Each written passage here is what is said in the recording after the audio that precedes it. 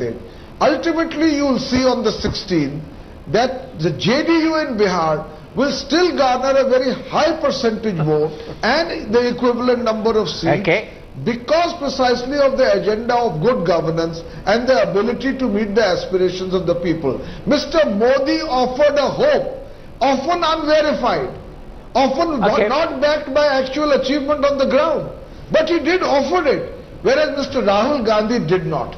Let me stick with that point and Raman put this to what extent, when you compare between the two campaigns of Mr. Modi and Mr. Gandhi, does Rahul lose out because of his style, because of his delivery? He's inevitably compared to Modi, who, whatever else you may think of him, has the knack of public speaking. He knows how to hold an audience's attention, he knows how to turn a phrase, he knows how to come up with a witticism or a sarcasm, all of which are rhetorical qualities in comparison that Rahul doesn't have. So is that want of style, that want of delivery, something that's actually been a liability for Rahul Gandhi? Karan, it is clear that Rahul Gandhi did not do a brilliant campaign, perhaps because his heart was not in it. Now, I think too much is made of the Rahul flop show factor. Take your mind back to 2009. The same pundit said he appealed to the middle classes, he appealed to the first-time voters, to future India and so on. He was the one who had the charisma in 2009 in the Lok Sabha election, Sanjay Baru's instant punditry notwithstanding, because he gave all the credit, or most of it, to Manmohan Singh. But I think Rahul was a huge factor, for example, in Uttar Pradesh. But what about 2014? Don't go back 5 years. What about 2014? Here you believe his heart wasn't in it. Because I think he knows that the UPA has been completely discredited. Its stock is junk stock, and therefore he's reconciled to sitting in the opposition. I always believe that from the start, and he's just making ritualistic noises about Congress going to do well. You're saying one or two pretty controversial things that have got Abhishek Singhvi nodding his head in violent disagreement, but let me, for the sake of the audience, repeat them before I go to Abhishek for a response. His heart was not in it. There can be nothing more damning for a man who wants to come to power than to be told your heart's not in it. And then the UPA lost credibility. It had been reduced to junk stock. Junk stock. Are you asking me? I am indeed. You're the only one who would be willing to defend Rahul Gandhi tonight. So go ahead, it's yours. The floor is yours, as they say. There is absolutely no doubt that the constituencies, the persons, the kind of people, the kind of philosophy which both Rahul Gandhi and the Congress espouse involves segments which don't even enter into Mr. Modi's calculus. So you will certainly have crony capitalists, you will certainly have the Sensex pushers, you will certainly have a very strong lobby of capitalists supporting him. What question are you answering? Because that's not the question I asked. That is mistaking. No, that's the answer. That's the whole thing about the difference you're starting with. It's mistake to assume that the urban electorate. It's a mistake to assume that the urban electorate. It's a myth which the BJP has tried to assiduously build. In 2009, it was totally exploded.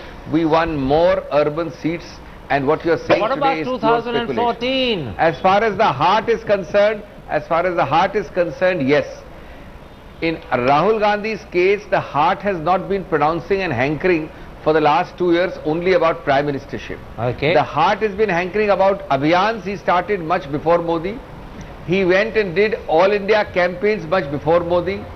He did genuine grassroots reform in several organs of the government much before Modi. Yes, he did not show this great desperation to be Prime Minister, that one single-minded desperation for one post. The truth is, you have to want the job to get the job. And if you don't want the job, chances are you won't. You have to want the job. You have to want the job by saying that yes, you're a leader and you'll do everything possible to do good, which will get you the Prime Ministership, and he has said so again when the MPs elect him. But he has not gone berserk about his thing about the Prime Ministership. All right, let me bring in Siddharth Bhatt at that point. There's a very interesting play on this word heart between N. Ram and Abhishek Singhvi.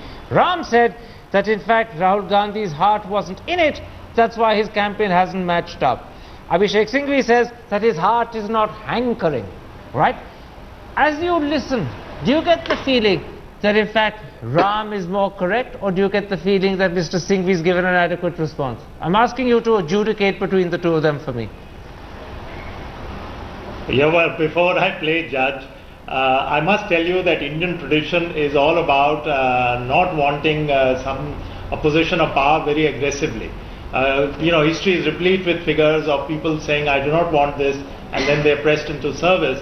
So naked ambition, now this is the new India. So naked ambition is very, very important. I think Mr. Ram is absolutely right where he says that Rahul came across somebody who did not have that pronounced aggressive push for selling a somewhat weak product, but he did not show a push for this job. Okay. He did not show that level of aggression, and Mr. Modi did. Even then, I would say that I don't think that has scored a hit everywhere. It's perhaps scored a hit with the middle classes that we keep talking about. It's about 120 million people compared to about 800 million voters. Let me stop you. I don't think that that factor has mattered so much. Well, let me stop you. I'm going to stop you, Sahabhata, because you're making an interesting point that I want Dr. Swami to have a chance to answer as well. The implication of what's being said by Siddharth Bhatia and what was even more obviously said by Abhishek Singhvi is that the overt, naked, hungry, greedy ambition of Mr. Modi to become Prime Minister is un-Indian. It's also, I suspect, they are suggesting, unethical. Well, I mean, that's naturally they are not, they are on the other side, they are going to say that. The more important thing is that Modi displayed a focused mind. And in fact, in the Bhagavad Gita, it says you should have a single-pointedness when you are going to battle. Now, I think that's what really distinguished him from Rahul Gandhi, who came out more scatterbrained than focused at all. And halfway during the campaign, his sister took over, and then his mother came in. So there was no focus at all. And it looked as if that these people had already lost the battle. Very, very quickly, Vada, he's twisted my question into an analogy from the Bhagavad Gita. Was Mr. Modi's ambition the single-minded focus the Bhagavad Gita talks about, and therefore uniquely Indian?